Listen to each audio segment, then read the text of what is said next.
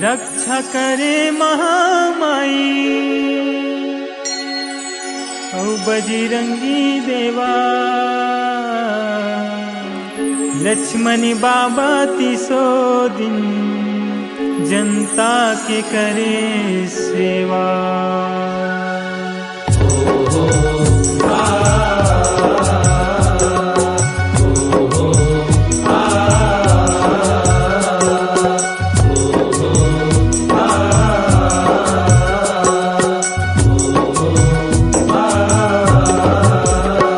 नहीं मिले बिना गुरु ज्ञान भाई, नहीं मिले बिना गुरु ज्ञान, नहीं मिले बिना गुरु ज्ञान भाई, नहीं मिले बिना गुरु ज्ञान, नहीं मिले बिना गुरु ज्ञान भाई, नहीं मिले बिना गुरु ज्ञान, नहीं मिले बिना गुरु ज्ञान भाई, नहीं मिले बिना गुरु ज्ञान।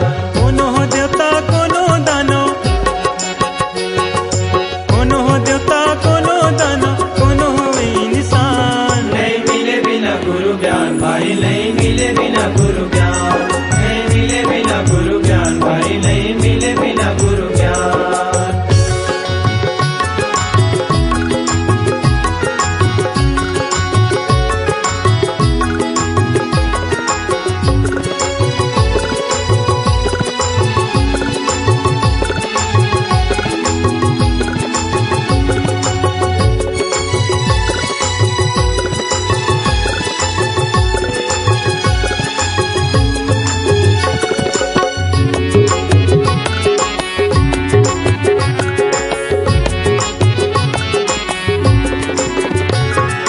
देवता गुरु बृहस्पति देव, देवता लदी से ज्ञान गा, देवता लदी से ज्ञान का भाई, देवता लदी से ज्ञान का।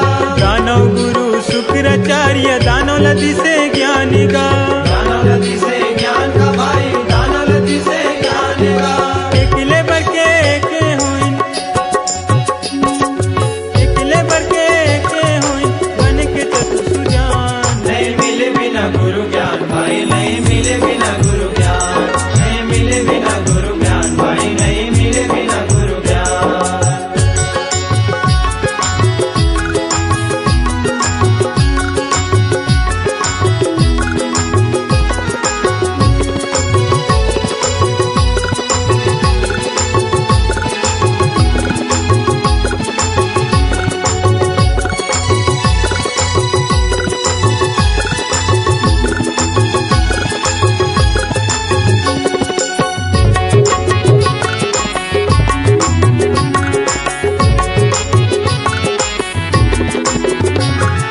कर्म के लिखा विधाता लिखे, पहली गुरु ओला जान, पहली गुरु ओला जान, पहली गुरु ओला जान। दूसरा गुरु जन्म देवैया, माता पिता के कहे न मान। माता पिता के कहे न मान, माता पिता के कहे न मान। वही सच्चा माई के लाल,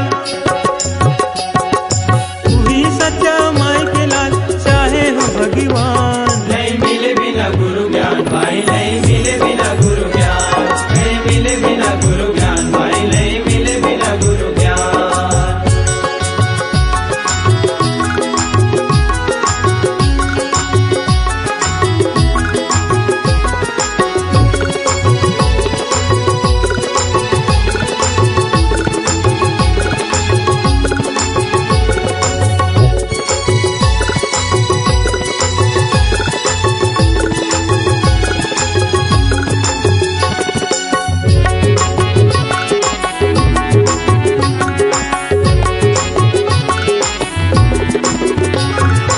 असल नकल दोनों के गुरु, दुनिया करते नकल, दुनिया करते ना कर, दुनिया करते ना कर। एक दूसर के देखी सिखा, नकल करते असल, नकल करते असल, नकल करते असल।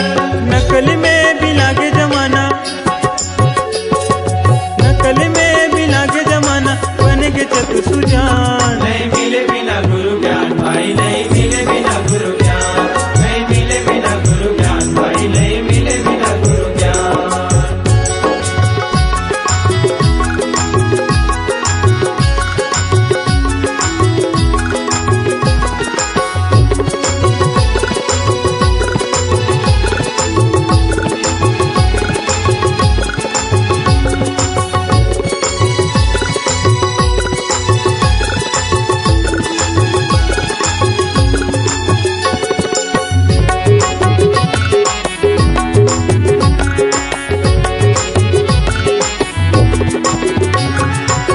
असल गुरु के असल चेला सत के दिया सुबारे, सत के दिया सवारे, सत के दिया सवारे।